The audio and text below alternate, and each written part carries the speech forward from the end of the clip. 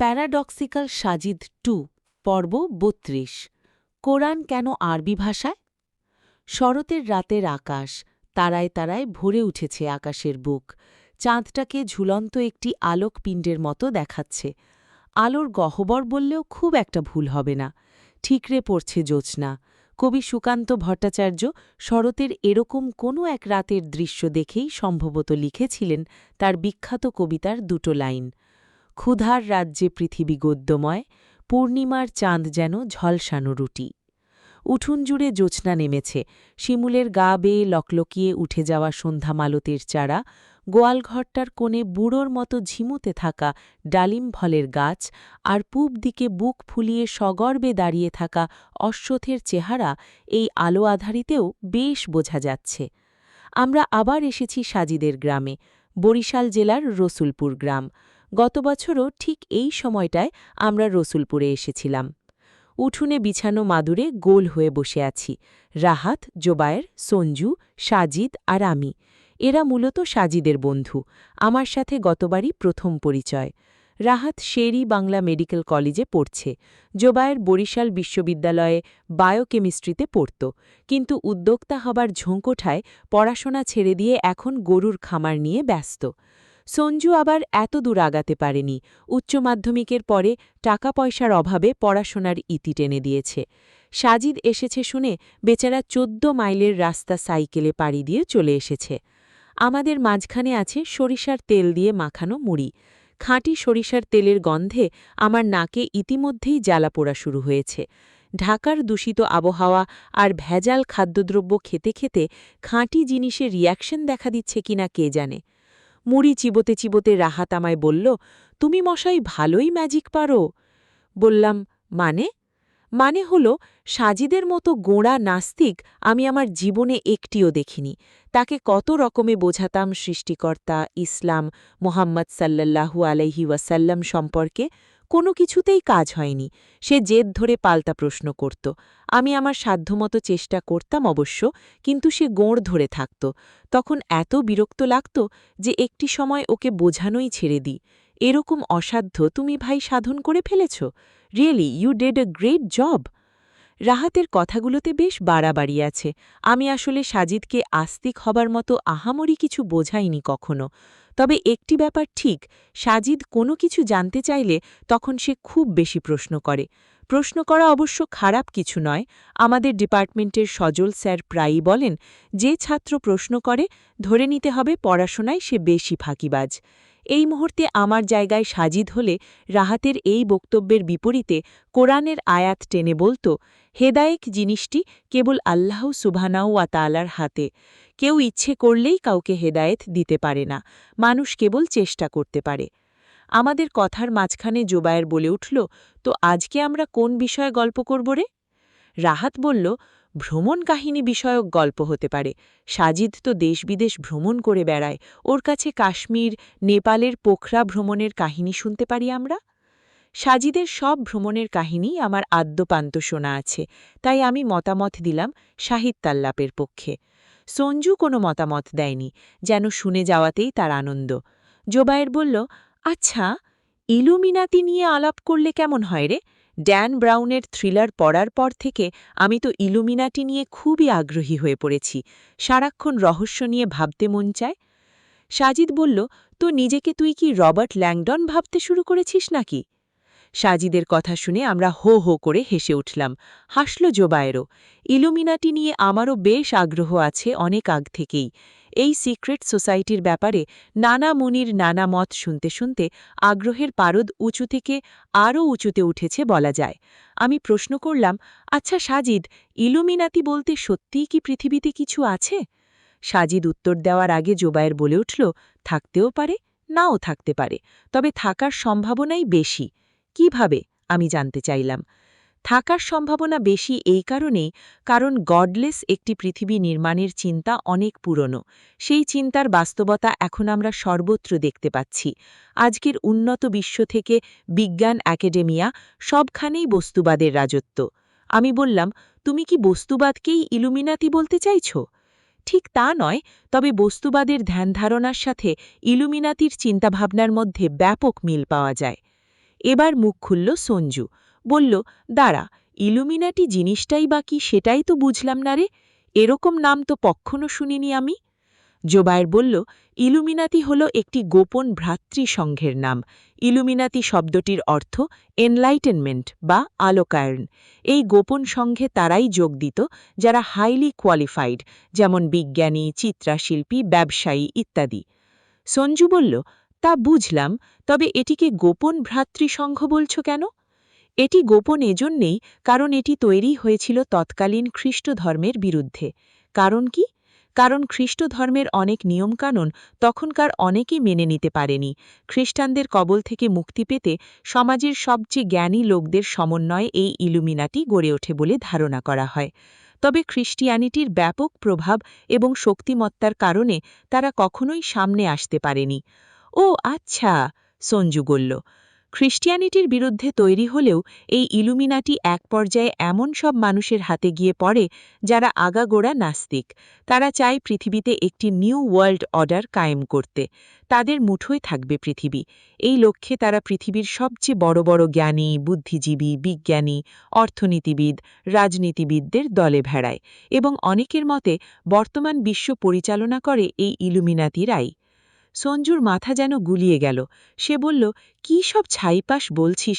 একবার বলছিস তারা গোপনে আছে, আবার বলছিস তারা পৃথিবী পরিচালনা করছে। আগা মাথা আমি কিছুই বুঝতে পারছি না। আমি হো হো করে আরেকবার হেসে উঠলাম।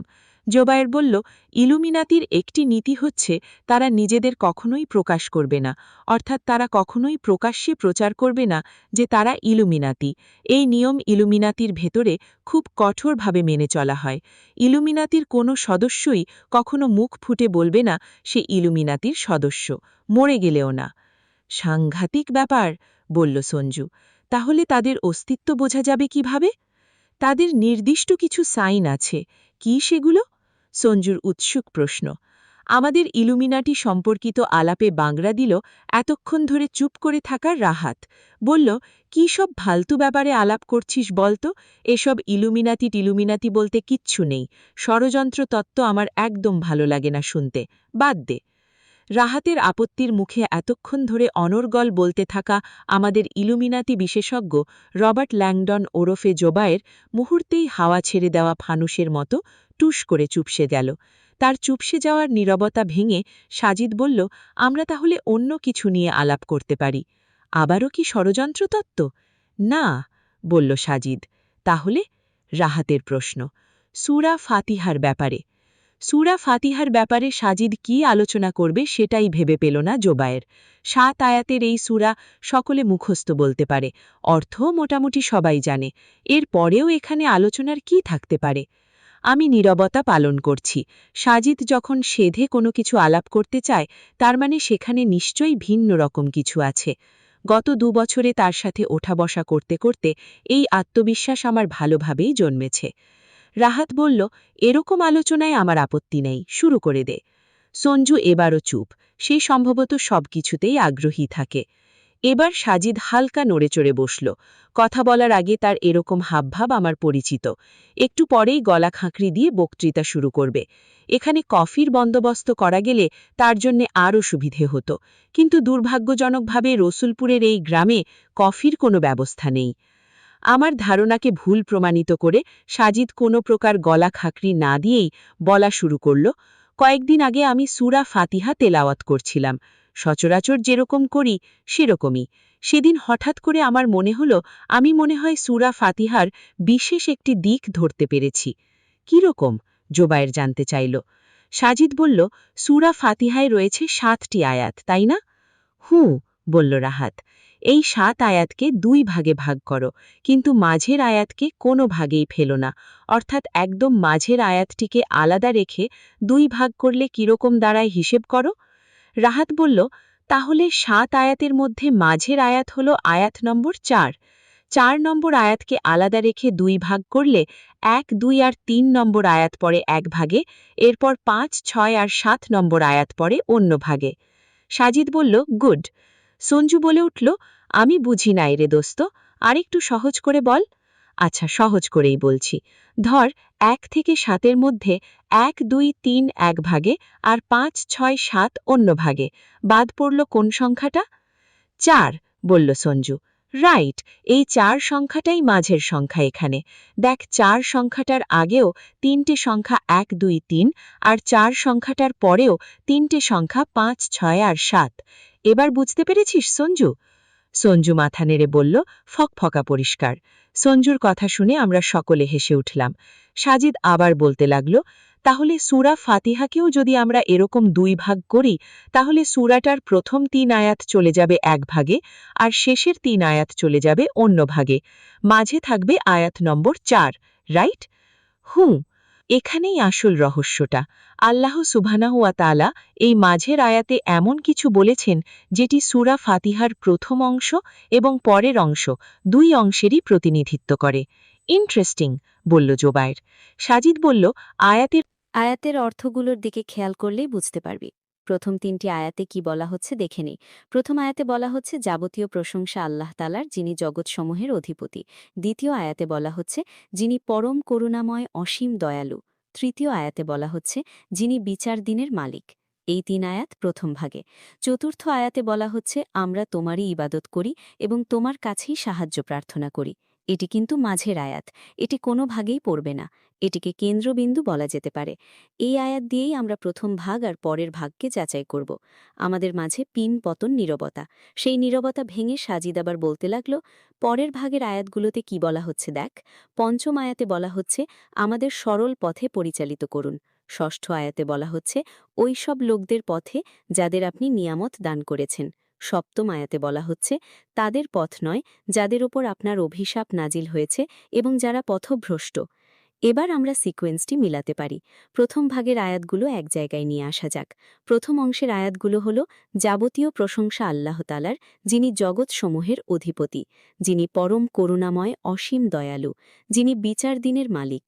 মাঝখানে আছে আমরা তোমারই ইবাদত করি এবং তোমার কাছেই সাহায্য প্রার্থনা করি।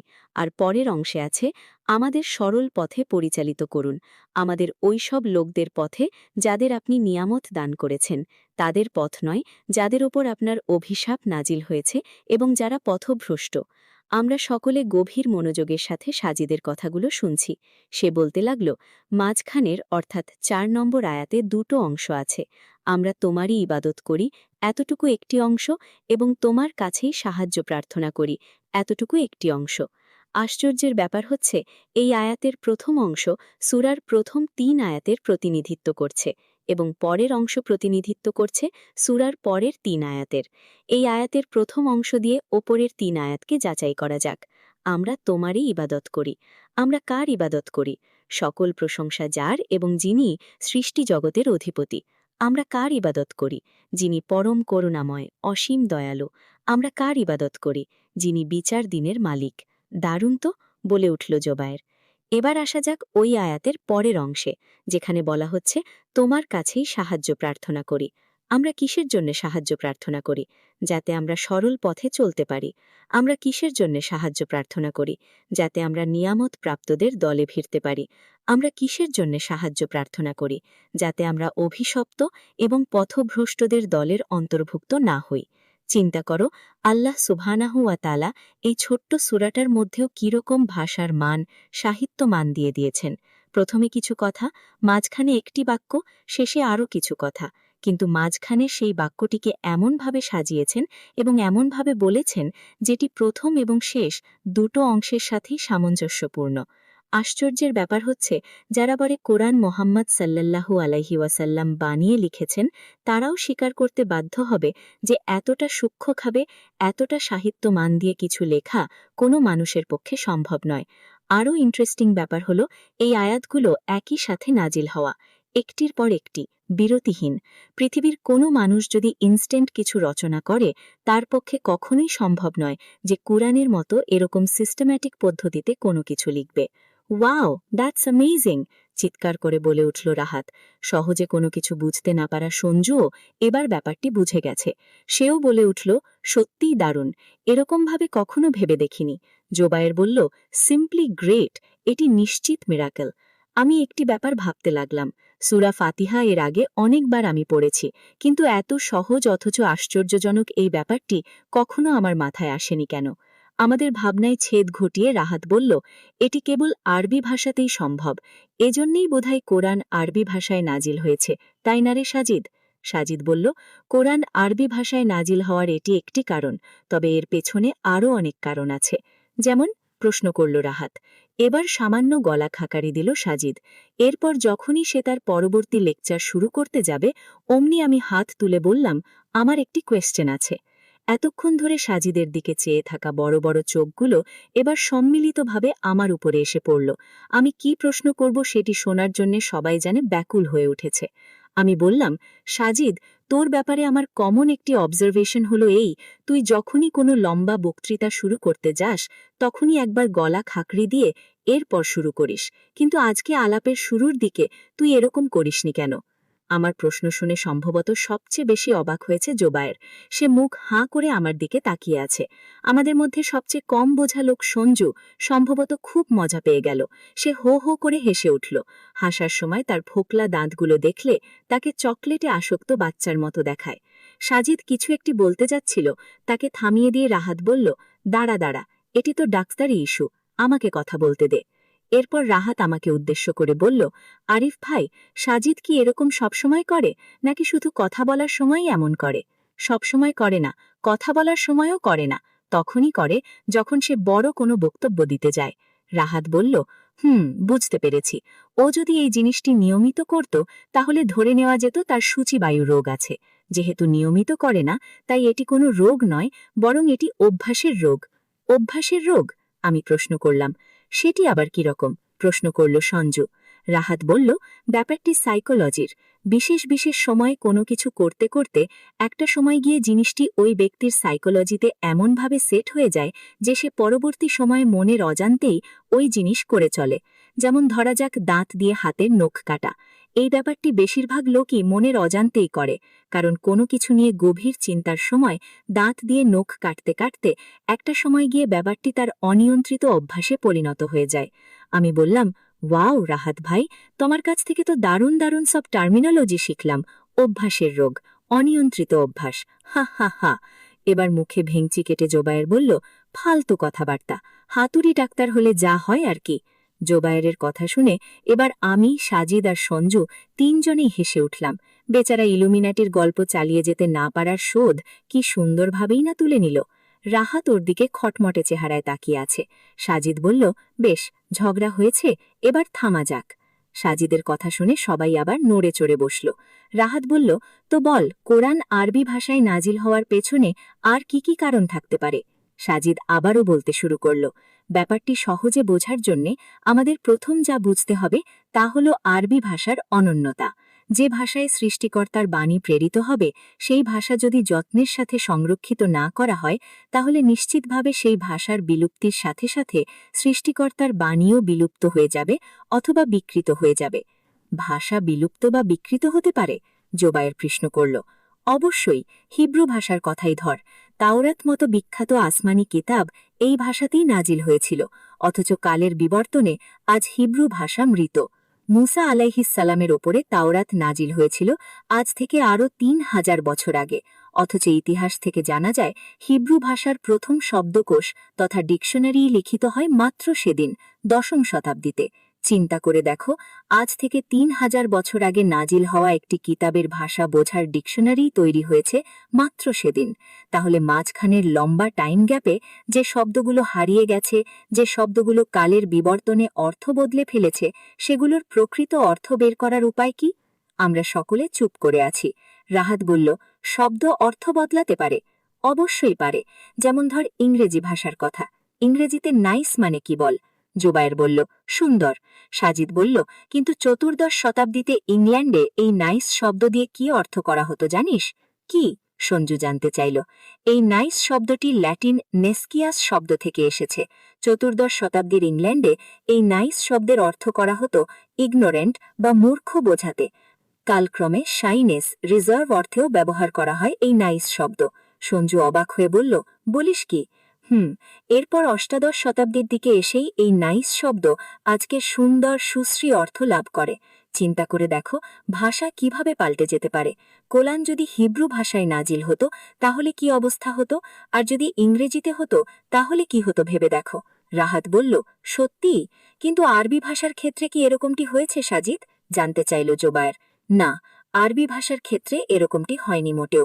বলা চলে রসুল সাল্লাল্লাহু আলাইহি ওয়াসাল্লামকে এমন একটি জাতির কাছে এবং এমন একটি ভাষায় কোরআন দেওয়া হয়েছে যারা তৎকালীন সময় সাহিত্যে সবচেয়ে এগিয়ে ছিল। সে সময় পৃথিবীতে সাহিত্যের জীবন্ত ভাষাই ছিল আরবি। আরবরা কবিতা সাহিত্যে এত বেশি দক্ষ আর মুনশিয়ানার অধিকারী ছিল যে সমসাময়িক কোনো জাতি সাহিত্যে এতটি অগ্রগতি লাভ করেনি। কুরআনকে সর্বোচ্চ এবং শ্রেষ্ঠ সাহিত্যমান দিয়ে আল্লাহ সুবহানাহু ওয়া তাআলা নবীজি সাল্লাল্লাহু আলাইহি ওয়াসাল্লামের ওপরে একটি মিরাকল হিসাবে পাঠিয়েছিলেন। এর প্রমাণ আমরা কুরআন থেকে পাই।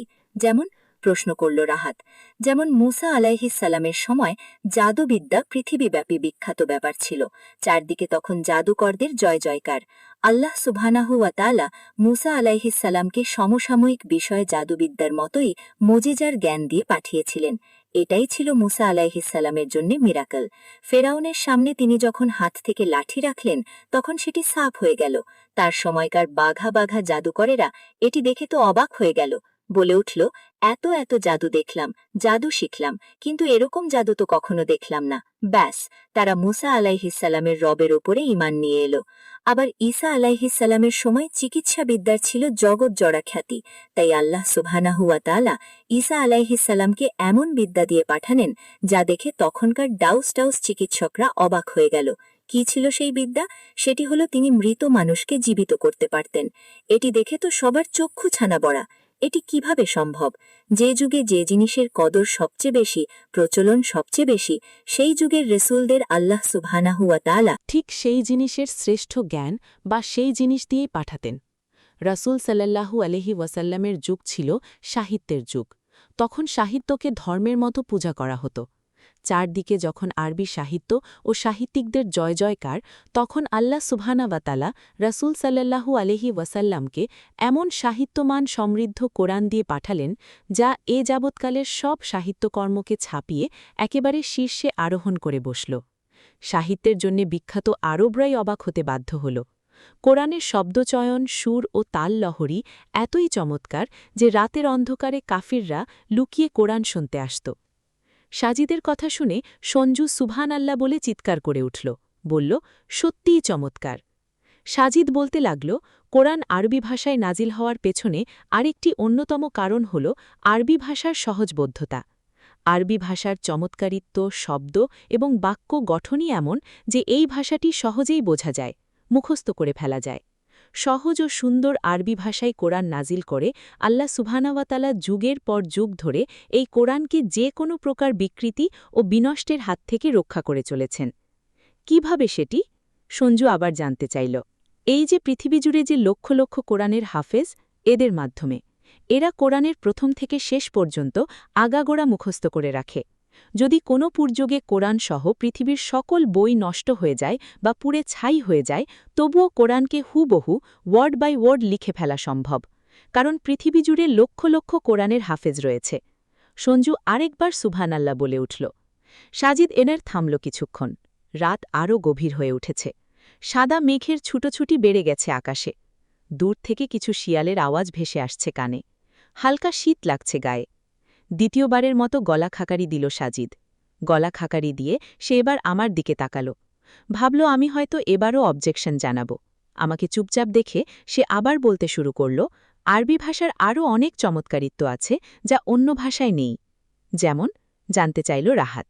যেমন ধরা যাক, বাংলায় যদি আমরা বলি তারা যাচ্ছে অথবা দে আর গোয়িং, তখন আমরা বুঝতে পারি না যে এই তারা বা দে বলতে আসলে নারীকে বোঝানো হচ্ছে না পুরুষকে, কারণ বাংলা বা ইংরেজিতে এই সর্বনামের জন্য কোনো আলাদা শব্দ নেই যা দিয়ে এক শব্দেই বোঝানো যাবে যে তারা বলতে আসলে নারীদের বোঝানো হচ্ছে না পুরুষকে। কিন্তু আরবিতে এই সমস্যা নেই। যেমন আরবিতে দে শব্দটি যদি পুরুষের ক্ষেত্রে হয় তখন শুধু হুম লিখলেই চলে। এই শব্দ থেকেই বুঝে ফেলা যায় যে এখানে আসলে পুরুষদের বোঝানো হচ্ছে। আবার দে দিয়ে যদি নারীদের বোঝানো লাগে তখন শুধু হুন্না বললেই হয়ে যায়।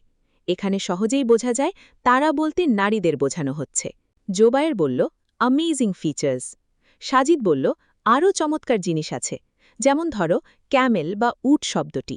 নারী উট বা পুরুষ উট বোঝানোর জন্যে ইংরেজিতে কিন্তু একক কোনো শব্দ নেই। যদি নারী উট বোঝাতে হয় ইংরেজিতে কি বলতে হবে? বলতে হবে ফিমেল ক্যামেলস। পুরুষ উট বোঝাতে গেলে বলতে হবে মেল ক্যামেলস। কিন্তু আরবিতে পুরুষ উট বোঝানোর জন্যে আলাদা শব্দ, নারী উট বোঝানোর জন্যে আলাদা শব্দ রয়েছে। ইংরেজিতে ক্যামেল বলতে ইন জেনারেল সব ধরনের উটকেই বোঝানো হয়ে থাকে। আরবিতে ইন জেনারেল সব উটকে বোঝানোর জন্যেও শব্দ আছে, যেমন ইবিল। এই শব্দ ইংরেজি ক্যামেল শব্দের মতোই, এটার মধ্যে সব ক্যাটেগরির উটই অন্তর্ভুক্ত। আবার যদি ইংরেজিতে পুরুষ উট বোঝাতে যাই তখন কি বলতে হবে? তখন বলতে হবে মেল ক্যামেলস। কিন্তু আমি যদি আরবিতে পুরুষ উটের কথা বলি, আমাকে কিন্তু ইংরেজির মতো এত ঝামেলা পোহাতে হবে না। আমি স্রেফ একটি শব্দ দিয়েই কাজ সেরে ফেলতে পারব। যেমন আমি যদি পুরুষ উটের কথা বলি তখন খালি আরবি জামাল শব্দটি বললেই হবে, ব্যাস।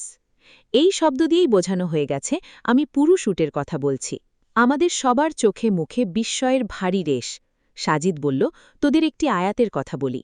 সূরা তাকবীরের শুরুতেই আল্লাহ সুবহানাহু ওয়া তাআলা কিয়ামতের পূর্বে ঘটবে এমন কিছু নিদর্শনের কথা বলেছেন। ওই সূরার ৪ নম্বর আয়াতে আল্লাহ বলছেন, যখন পূর্ণকালীন গর্ভবতী উটগুলো উপেক্ষিত হবে। এই আয়াতের ইংরেজি অনুবাদ করা হয়েছে এরকম, When full-term she-camels will be neglected। দেখ, বাংলায় বলা হয়েছে পূর্ণকালীন গর্ভবতী উট, আর ইংরেজিতে বলা হয়েছে ফুল-টার্ম she-camels। অথচ আরবিতে পুরো ব্যাপারটির জন্য কয়টি শব্দ দরকার হয়েছে জানিস? রাহাত জিজ্ঞেস করল, কয়টা? Just one. কোরআন কেবল ঈশার শব্দ দিয়েই পুরো ব্যাপারটি ক্লিয়ারলি বুঝিয়ে দিয়েছে। আরবিতে ঈশার শব্দের অর্থ হল এমন নারী উট যেটি হয়তো কিছুদিনের মধ্যেই বাচ্চা প্রসব করবে। চিন্তা করতে পারিস আরবি ভাষার গভীরতা কতটুকু? সঞ্জু তৃতীয়বার সুবহানাল্লাহ বলে চিৎকার করে উঠল। সে আরও বলল, এমন সমৃদ্ধ যে ভাষা, সে ভাষায় কোরআন নাজিল হবে না তো কোন ভাষায় হবে? সুবহানাল্লাহ, সুবহানাল্লাহ। বাড়ির ভেতর থেকে ডাক চলে এসেছে। সাজিদের বড় কাকা চিৎকার করে বলছেন, কই রে সাজিদ, তোরা কি খাওয়া দাওয়া করবি না নাকি? ছেলেগুলো তো সেই কোন সন্ধ্যায় এসেছে, আর একটু হলে তো ফজরের আজান হবে মসজিদে। আমরা কেউই সেদিকে খেয়াল দিইনি। সাজিদের কথাগুলো মন্ত্রমুগ্ধ হয়ে শুনছিলাম। এত চমৎকার কোরআন নিয়ে কখনোই আমাদের সেভাবে ভাবা হয় না। সামান্য একটি শব্দের মধ্যেও যে এরকম বিস্ময় লুকিয়ে থাকতে পারে, সেটি আজ সাজিদের মুখে না শুনলে বুঝতামই না। সাজিদ বলল, এই দেখ, আমার বাড়িতে এনে তোদের না খাইয়ে লেকচার শোনাচ্ছি, চল এবার খাওয়া দাওয়া করা যাক। ভাজা ইলিশের গন্ধ আসছে নাকে। আচ্ছা, এতক্ষণ এই গন্ধ টের পাইনি কেন? কে জানে, হয়তো পেয়েছি, কিন্তু সাজিদের লেকচারে এমন ঝুদ হয়েছিলাম যে ইলিশের গন্ধ নাকে লাগছে অথচ সেটি টেরই পাইনি।